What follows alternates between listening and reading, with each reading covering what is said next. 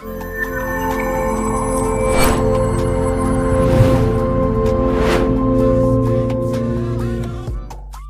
friends, welcome back. Today we will discuss the Kalam Cosmological Argument. So let us look the argument. Premise 1. Everything that begins to exist has a cause. Premise 2. Universe has a beginning. Conclusion. Therefore the universe has a cause. If both premise are true, then logically conclusion will be true. Here cause doesn't imply explanation. There are two types of cause, material cause and efficient cause. So take an example of a carpenter. A carpenter took a wood and made a chair. Here chair is the effect. The two causes here are efficient cause and material cause. Carpenter is the efficient cause, and wood is the material cause. Now let's take the first premise. Everything that begins to exist has a cause. Let's check what are the evidence for this premise. We know that something will not come from, or by nothing. The statement something can come from nothing we know is wrong.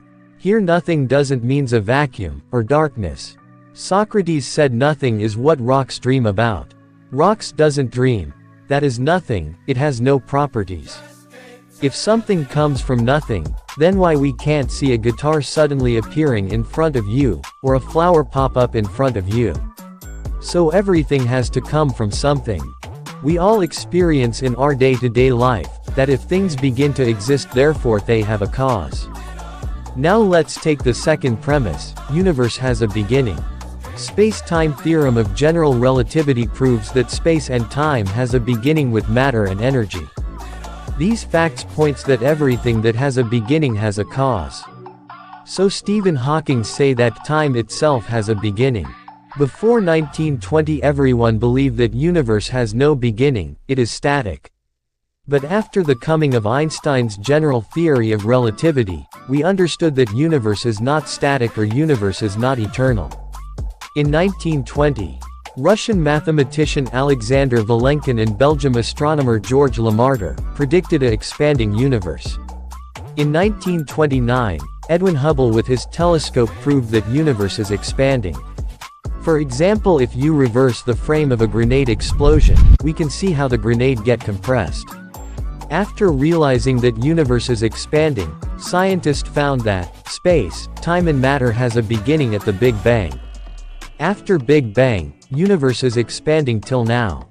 Next proof for the beginning of universe is the second law of thermodynamics. Our universe is a closed system, no energy is given from outside. So our universe is slowly running out of energy. So if the past is eternal the energy would have drained now itself, so that proves that our past is not eternal. Second law of thermodynamics show that our past is not eternal. So this also proves universe has a beginning. But many people don't like the idea of universe having a beginning. Stephen Hawking in his book, Brief History of Time, wrote, "Many people do not like the idea that time has a beginning, probably because it smacks of divine intervention." Alexander Vilenkin said, "There is no escape, they, cosmologists, have to face the problem of cosmic beginning." So this is a strong argument.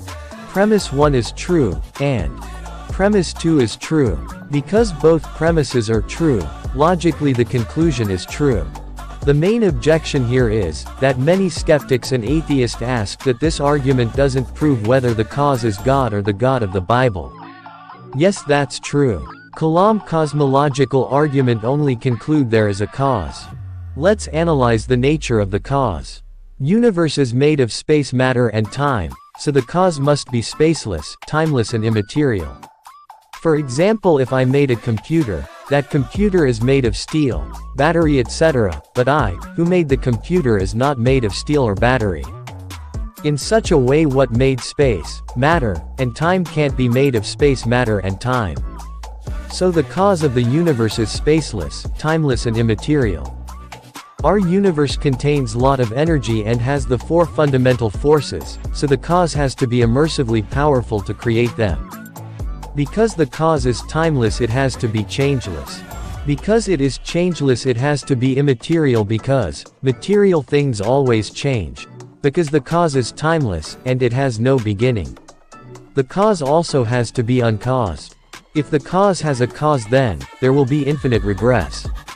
So the cause must be uncaused. The nature of the cause is not made up by theists to prove God's existence.